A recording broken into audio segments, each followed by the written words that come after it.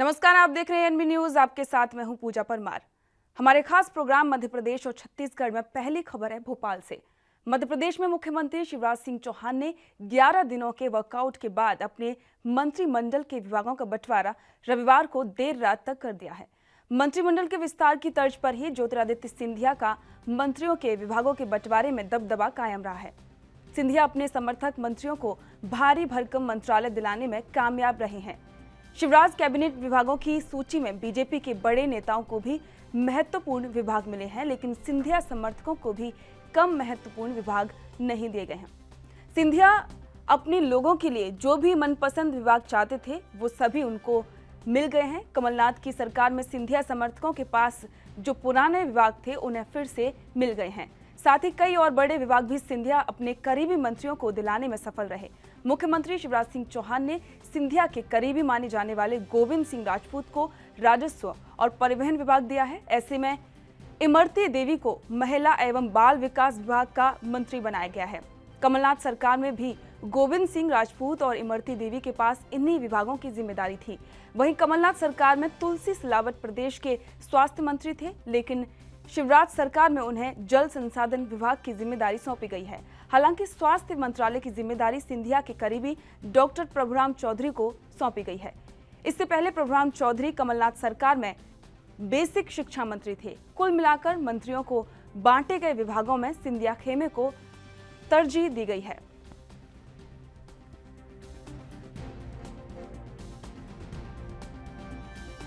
लगातार कई दिनों से यही चर्चा चल रही थी कि शिवराज सिंह चौहान मंत्रियों में विभागों का बंटवारा कब करेंगे, लेकिन अब वो स्थिति साफ हो गई है। शिवराज सिंह चौहान ने विभागों का बंटवारा कर दिया है और कहीं ना कहीं जो सिंधिया समर्थक हैं उनको अहम पद मिले हैं।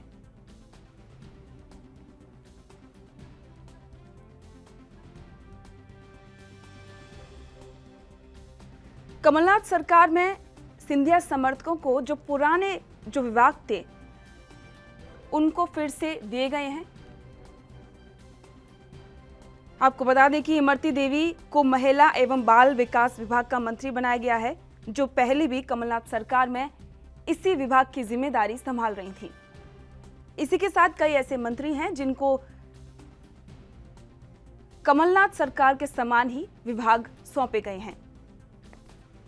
कहीं ना कहीं इतने टाइम तक यही चर्चा चल रही थी कि किस मंत्री को कौन सा विभाग दिया जाएगा, इसलिए देरी भी हो रही थी, लेकिन अब वो स्थिति साफ हो चुकी है और अब शिवराज सिंह चौहान ने विभागों का बंटवारा कर दिया है।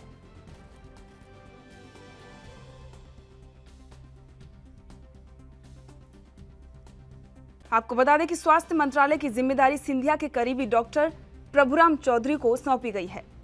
इससे पहले प्रभुराम चौधरी कमलनाथ सरकार में बेसिक शिक्षा मंत्री थे।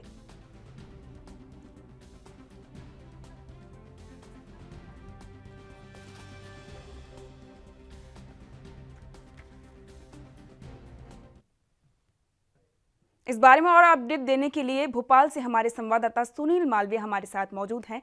सुनील जी, फाइनली अब मध्य प्रदेश में विभागों का बंटवारा हो गया है, इसके लिए नया अपडेट क्या है? जी देखिए, मध्य प्रदेश में विभागों का बंटवारा तो हो गया, लेकिन आज मुख्यमंत्री शिवराज सिंह चौहान के नेतृत्व में कैबिनेट बैठक की गई।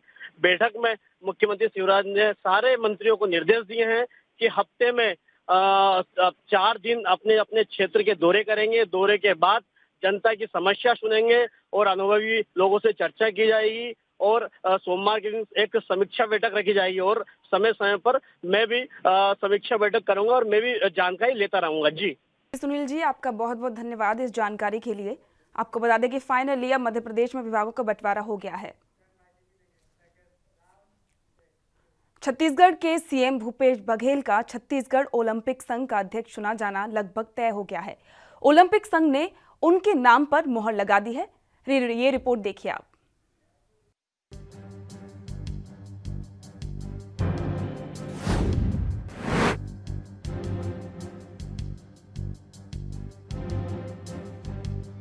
छत्तीसगढ़ के मुख्यमंत्री भूपेश बघेल का छत्तीसगढ़ ओलंपिक संघ का अध्यक्ष बनने का रास्ता अब पूरी तरह से साफ हो चुका है। उनको इसीलिए पहले छत्तीसगढ़ टेनिस संघ का अध्यक्ष बनाया जा रहा है, क्योंकि ओलंपिक संघ का अध्यक्ष बनने के लिए किसी भी राज्य संघ का अध्यक्ष या सचिव होना जरूरी है। आपको बता दें कि छत्तीसगढ़ ओलंपिक संघ का चुनाव 25 जुलाई को रायपुर में होगा। चुनाव प्रक्रिया रायपुर स्थित एक निजी होटल में सुबह 11 से दोपहर 2 बजे तक होगी। पिछले साल से चल रही उठापटक। दरअसल छत्तीसगढ़ ओलंपिक संघ को लेकर पिछले साल से भारी उठापटक चल रही है। इसके वर्तमान में अध्यक्ष पूर्व मुख्यमंत्री डॉक्टर रमन सिंह है। उनका कार्यकाल फरवरी में समाप्त हो गया, लेकिन समय पर चुनाव न कराने को लेकर फर्म एंड सोसाइटी में इसकी शिकायत करते हुए संघ को भंग करा दिया है। वहीं दूसरी तरफ प्रदेश संघ को भंग करने पर भारतीय ओलंपिक महासंघ की मुहर लग चुकी है। इसके बाद इसका नया चुनाव कराने का आदेश हो गया। चुनाव तो काफी पहले हो जाते, लेकिन कोरोना संकट के कारण चुनाव टल गया। अब फर्म एंड सोसाइटी ने 31 अगस्त तक इसका चुनाव कराने का आदेश दिया। ऐसे में संघ ने 25 जुलाई को चुनाव कराना तय किया है। भूपेश के लिए बनाया रास्ता। दरअसल प्रदेश के सभी खेल संघ चाहते हैं कि मुख्यमंत्री भूपेश बघेल ही ओलंपिक संघ के अध्यक्ष बने। इसके लिए उनसे लगातार आग्रह किया गया। इसके बाद चुनाव तय होने पर चुनाव में मतदान करने का अधिकार रखने वाले 32 में से 30 खेल संघों के पदाधिकारियों ने मुख्यमंत्री को अध्यक्ष बनाए जाने पर सहमति पत्र दिया। इसकी जानकारी जहां मुख्यमंत्री को दी गई, तो वहीं उनको अध्यक्ष बनाने के लिए रास्ता बनाते हुए पहले कदम पर उनको छत्तीसगढ़ टेनिस संघ का अध्यक्ष बनाया गया। भारतीय टेनिस संघ ने भी उनको अध्यक्ष बनाया जाना मंजूर करते हुए पत्र जारी कर दिया। ये हुआ तय। भारतीय टेनिस संघ का अध्यक्ष होने के बाद अब ये तय हो गया कि 25 जुलाई को निर्विरोध रूप से भूपेश बघेल को ओलंपिक संघ का अध्यक्ष बना दिया जाएगा। इसी के साथ उनको ही नई कार्यकारिणी तय करने का जिम्मा दिया जाएगा। हमारे संघ के अध्यक्ष बने, अब ओलंपिक संघ के बनेंगे। वहीं इधर छत्तीसगढ़ टेनिस संघ के महासचिव गुरचरण सिंह होरा का कहना है कि मुख्यमंत्री भूपेश बघेल को छत्तीसगढ़ टेनिस संघ का अध्यक्ष बनाया गया है और उनसे अब छत्तीसगढ़ ओलंपिक संघ का अध्यक्ष बनने का आग्रह किया गया। उनके ओलंपिक संघ का अध्यक्ष बनने से प्रदेश में खेलों का तेजी से विकास होगा, लेकिन अब देखना ये होगा कि आखिर सीएम भूपेश बघेल उनके इस आग्रह को स्वीकार करते हैं या फिर नहीं। Special report ANB news.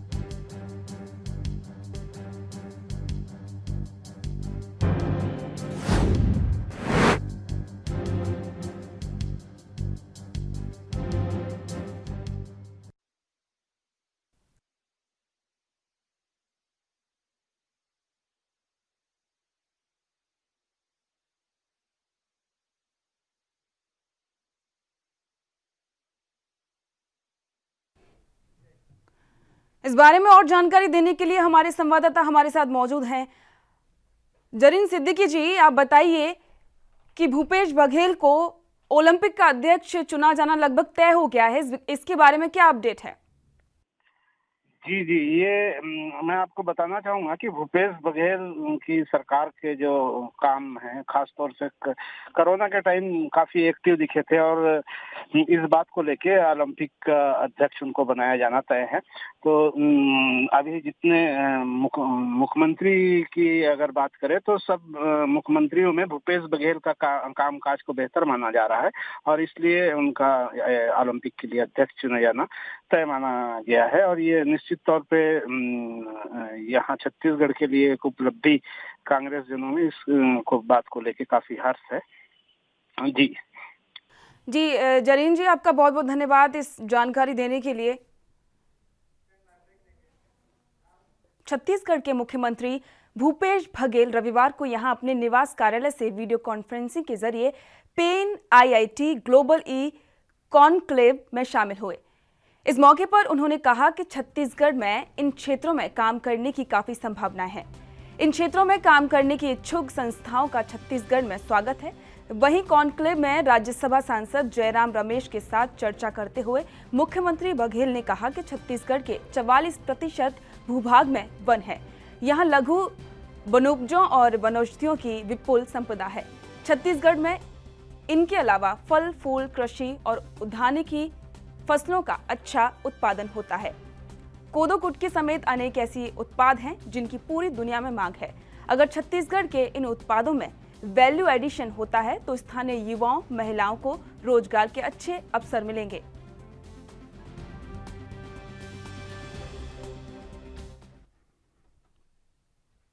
Rajasthan में कांग्रेस के अशोक गहलोत सरकार को गिराए जाने की खबरों के बीच छत्तीसगढ़ के स्वास्थ्य मंत्री TS सिंहदेव ने भारतीय जनता पार्टी पर जुबानी हमला किया है।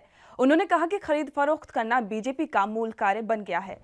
मध्य प्रदेश में जो हुआ वो इसका ताजा उदाहरण है। उन्होंने कहा कि जनता का निर्णय बीजेपी को स्वीकार्य नहीं है और इसलिए वो जोड़ तोड़ की राजनीति कर रही है। बीजेपी का लगता है कि अब प्राकृतिक स्वरूप सा हो गया है। ये सत्ता हमको हासिल करनी है एन केन प्रकार। मतदाताओं ने अपना मत दे दिया है, उस पर हम संतोष करके विपक्ष की भूमिका निभाएं, वो संतुष्ट नहीं हो रहे हैं। और मुख्य जो उनका लक्ष्य है किसी तरह से राज्यसभा में भी कब्जा करना, बहुमत हासिल करना, ताकि ये जो कानून मनमानी अपने सोच के वो लागू करना चाहते हैं देश में, उनको लागू वो कर सकें। और इसके लिए वो किसी हद तक जाए। तो राजस्थान में भी हम लोग तो गए थे वहाँ राज्यसभा के चुनाव के लिए और आप लोगों से साझा भी किया था कि उस समय भी ये बात थी कि ये स्थिति है। और 25-25 का ऑफर था, मैंने वो भी आप लोगों से साझा किया था कि पहला किस्त इतना, दूसरा किस्त इतना, तीसरा किस्त इतना, ये ओपन वहाँ पर बात हो रही थी। आज उसी बात को आगे अगर वो बढ़ाने की कोशिश कर रहे हैं तो उसी सोच का। कांकेर के पंखाजोर में आम आदमी पार्टी की ओर से अपनी मांगों को लेकर मुख्यमंत्री के नाम तहसीलदार को एक ज्ञापन सौंपा गया। इस मौके पर आम आदमी पार्टी का कहना था कि पूरे प्रदेश में कब्जाधारियों से पट्टा लेने के लिए भारी भरकम राशि ली जा रही है, जबकि देश में कोरोना और लॉकडाउन के चलते लोगों के पास पैसों की कमी हो गई है, जिसके चलते आम आदमी को भारी दिक्कतों का सामना करना पड़ रहा है। उन्होंने कहा कि आज किसानों और मजदूरों की स्थिति बहुत खराब हो चुकी है, जिससे पूरे प्रदेश के कब्जाधारी पैसे देने में असमर्थ हो गए हैं। हम शासन प्रशासन से अनुरोध करते हैं कि पूरे प्रदेश में कब्जाधारियों से पट्टा दिलवाने के लिए भारी भरकम राशि न ली जाए, नहीं तो आम आदमी पार्टी की तरफ से कब्जाधारियों को साथ लेकर जन आंदोलन किया जाएगा और इसकी जवाबदेही प्रशासन की होगी। आम आदमी पार्टी की तरफ जो ज्ञापन दिया गया है वो पट्टाधारियों के लिए दिया गया है और जो वर्तमान में नगर पंचायत में पट्टा सरकार द्वारा जो कब्जा हुआ जमीन था उसमें जो पट्टा दे रहे हैं उसमें भारी मतों से वसूली किया जा रहा है सरकार द्वारा। आम आदमी पार्टी चाहता है कि गरीब किसान को, पट्टाधारियों को निःशुल्क पट्टा दिया जाए, ताकि अभी लॉकडाउन के चक्कर पे ऐसी पैसा नहीं है इनके पास और सरकार उल्टा इनसे वसूली जा रहा है पैसा। तो आम आदमी पार्टी चाहता है कि निःशुल्क पट्टा दिया जाए सर, और इस विषय में आज ज्ञापन दिया गया है। अगर इसमें सरकार कार्रवाई नहीं करता है, अगर निःशुल्क में पट्टा नहीं देता है, तो आम आदमी पार्टी पट्टाधारियों को लेके, कब्जाधारियों को लेके जन आंदोलन करने के लिए मजबूर है। इसका जिम्मेदारी शासन प्रशासन है। सावन के दूसरे सोमवार को उज्जैन के महाकाल मंदिर पहुंची बीजेपी नेता उमा भारती ने राहुल गांधी पर सचिन पायलट और ज्योतिरादित्य सिंधिया से जलने का आरोप लगाया है। उन्होंने कहा कि सचिन पायलट और ज्योतिरादित्य सिंधिया दोनों ही योग्य हैं और मेरे भतीजे जैसे हैं। अगर सचिन पायलट हमारे यहाँ आते हैं तो मुझे बहुत खुशी होगी।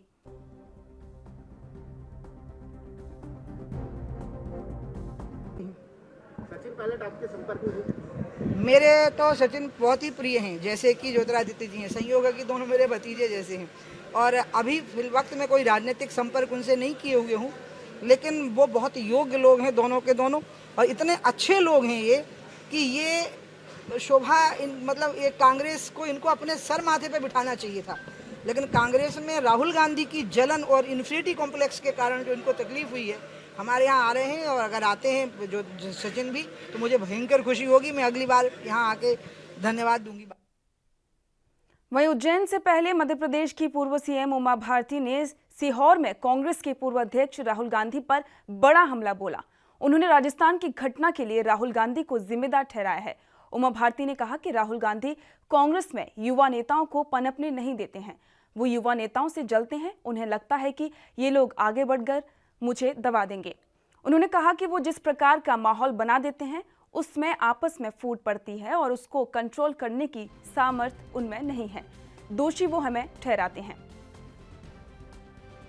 आपको बता दें कि जिस तरीके से लगातार राजस्थान में सियासी उठापटक जारी है, उसके बाद से कई नेता अपने अपने तरीके से इस पर बयान दे रहे हैं। कांग्रेसी नेता बीजेपी पर वार कर रहे हैं, तो वहीं बीजेपी नेता इसको कांग्रेस को ही इसके लिए जिम्मेदार ठहरा रहे हैं, क्योंकि जिस तरीके से सचिन पायलट अभी उनके जो तेवर दिखाई दे रहे हैं उसको लेकर सभी अपने अपने तरीके से बयानबाजी कर रहे हैं। बीजेपी में जितने भी नेता हैं उन सभी का कहना है कि इसकी वजह कांग्रेस है, क्योंकि कांग्रेस में युवा नेताओं को तवज्जो नहीं दी जाती है।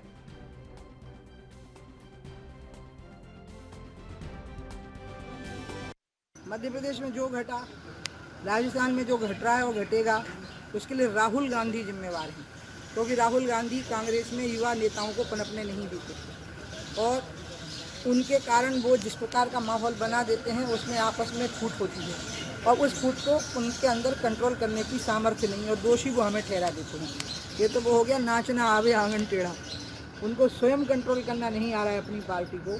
वो अपनी पार्टी में जवान नेताओं को बढ़ने नहीं देते, उनसे जलन होती है, ईर्ष्या होती है, क्योंकि राहुल गांधी को लगता है कि ये जो बड़े बड़े नेता हैं ज्योतिरादित्य सिंधिया और सचिन पायलट, ये जितने पढ़े लिखे व काबिल हैं, अगर इनको बड़े पद मिल गए कांग्रेस में तो राहुल गांधी बहुत पीछे छूट जाएंगे। इसी ईर्ष्या की शिकार हो गई है पूरी कांग्रेस पार्टी। इसके लिए हमें सावन के दूसरे सोमवार को तड़के महाकाल के पंडे पुजारियों की उपस्थिति में बाबा की भस्म आरती की गई। भस्म आरती के दौरान वहां का वातावरण भक्ति में दिखाई दिया। हालांकि इस वर्ष कोरोना वायरस के कारण श्रद्धालु भस्म आरती में शामिल नहीं हो पा रहे हैं। विश्व प्रसिद्ध ज्योतिर्लिंग महाकालेश्वर में सावन मास में बाबा के दर्शनों का विशेष महत्व होता है, पर कोरोना महामारी के कारण प्रशासन ने भस्म आरती में श्रद्धालुओं के प्रवेश पर रोक लगा दी है। बता दें कि सावन माह में हर बार की तरह सावन के दूसरे सोमवार को भी सुबह 2:30 बजे महाकालेश्वर मंदिर के गर्भगृह के पट खोले गए, जिसके बाद बाबा महाकाल को जल चढ़ाया गया। पंडित पुजारियों ने दूध, दही, पंचामृत, फलों के रस से महाकाल का अभिषेक किया और विधि विधान से महाकालेश्वर की भस्म आरती की। इसके बाद महाकालेश्वर का आकर्षक श्रृंगार किया गया। इस दौरान वहां का वातावरण भक्ति से भर गया। पंडित पुजारियों ने ढोल नगाड़ों के साथ महाकाल की श्रृंगार आरती की और फिर प्री बुकिंग के आधार पर श्रद्धालुओं के दर्शन करने का सिलसिला शुरू हो गया। कोरोना को ध्यान में रखते हुए श्रद्धालुओं की सुविधा के लिए मंदिर प्रशासन ने विशेष प्रबंध किए हैं। मंदिर परिसर में sanitiser, thermal screening, social distancing की पूरी व्यवस्था की गई है और सुरक्षा दल भी वहां पर तैनात किए गए हैं। देखिए, भगवान भूत भवन महाकालेश्वर बाबा के यहाँ सावन का विशेष महत्व शुरू से ही है। वर्तमान में वैश्विक महामारी के कारण श्रद्धालुओं की संख्या अत्यधिक कम है, परंतु उनके जोश में कोई कमी नहीं आई है। ऑनलाइन परमिशन करवा करके दर्शन करने नित्य आ रहे हैं श्रद्धालु। आज सावन महीने का द्वितीय सोमवार है। वर्तमान में जो सबसे बड़ी समस्या है वो महामारी की है। तो हम लोग भी सभी जन कल्याण के लिए ही भगवान से प्रार्थना करते हैं नित्य। और नित्य जो सावन की पूरी भस्म आरती होती है उसमें हम लोग जो है इस महामारी को और जन कल्याण के लिए ही हम सतत प्रार्थना करते हैं। आज क्या श्रृंगार हुआ और भस्म आज विशेष भांग का श्रृंगार किया गया। इसके पहले पंचामृत पूजन किया गया भगवान का। विभिन्न प्रकार के फलों के रसों से भगवान का अभिषेक किया गया। विभिन्न औषधियों से भगवान का अभिषेक किया गया। और विशेष रूप से भांग का श्रृंगार नित्य नहीं हो पाता है। श्रावण सोमवार के दिन हम लोग कोशिश करके भगवान का भांग का श्रृंगार करते हैं। भांग के श्रृंगार का विशेष बालाघाट में पुलिस को उस समय सफलता मिली जब मुखबिर की सूचना पर बाइक पर 5 किलो गांजा ले जा रहे पति पत्नी को पुलिस ने गिरफ्तार कर लिया। पकड़े गए गांजे की कीमत 1.25 लाख रुपए बताई जा रही है। बताया जा रहा है कि आरोपी पति पत्नी इस गांजे को छत्तीसगढ़ के जगदलपुर से हरियाणा के फरीदाबाद ले जा रहे थे। फिलहाल पुलिस इन दोनों को विभिन्न धाराओं के तहत केस दर्ज कर लिया है और उनसे पूछताछ की जा रही है।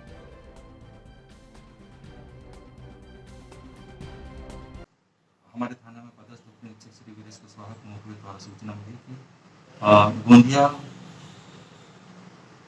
किरनापुर तरफ से जो आने वाली रोड है जो शहर बालाघाट की तरफ आती है उस तरफ से एक व्यक्ति एक महिला को बिठाए हुए है और उसके पास गांजा होने की संभावना है। उक्त सूचना पर जो है पूर्व से हमारे यहाँ थाना नवेगांव में थाना कोतवाली में जो भी बल लगा हुआ था और चेकिंग के दौरान और मुखबिर द्वारा दी गई सूचना अनुसार सरेखा चौक पर एक मोटरसाइकिल पर एक व्यक्ति तथा उसके साथ में बैठी हुई महिला को रोक करके पूछताछ की गई। जो मुखबिर द्वारा दी गई सूचना लगभग सही पाई गई। बाद में उनके पास जो बैग्स थे 2-3 बैग्स थे, बैग्स की तलाशी ली गई और उस तलाशी के दौरान जो है गांजा तकरीबन 5 किलो का होना दोनों आरोपियों के पास।